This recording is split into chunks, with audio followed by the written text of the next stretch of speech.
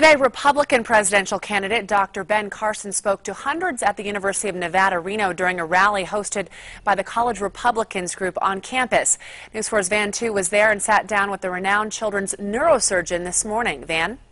Well, Shelby, what a time for Dr. Carson to make a stop in Reno. He's actually ahead of the GOP PAC in the latest national poll with 11% support, beating the likes of Jeb Bush, who announced his campaign the day before. However, in that same poll, Carson is beaten by a blank space because 20% are still undecided, but his supporters hope that will change.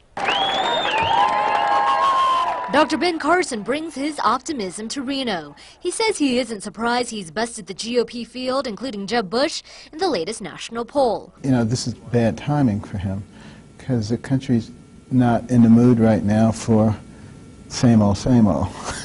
Carson is a world-renowned pediatric neurosurgeon with an American rags-to-riches story to boot. He grew up in poverty, the Presidential Medal of Freedom, one of his many accolades in his career, an inspiration for UNR College Republican President Miranda Hoover. He's always really held a high standard to me, and I know that there's no other candidate out there that has as much health care experience as he does. Carson gained popularity criticizing Obamacare and proposes an alternative, breaking down Medicaid funding into lifelong health savings accounts for each individual, about $5,000 to start. $5,000 for each one?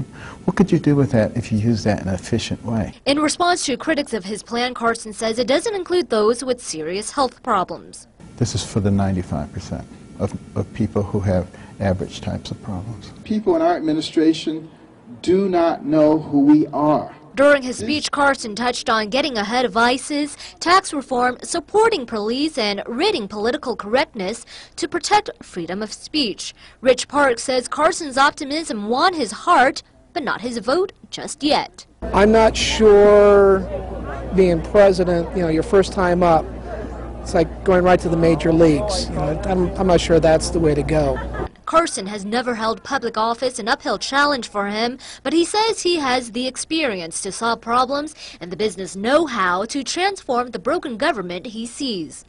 I would say that this country was designed with the people in mind, and people coming from all walks of life, not a particular political class. Now an unlikely candidate, but one to watch this presidential election season. Now Dr. Carson heads back to Dallas tonight, but tomorrow he will be speaking in Las Vegas at the National Association of Latino elected and appointed officials, along with Hillary Clinton and Bernie Sanders. Back to you.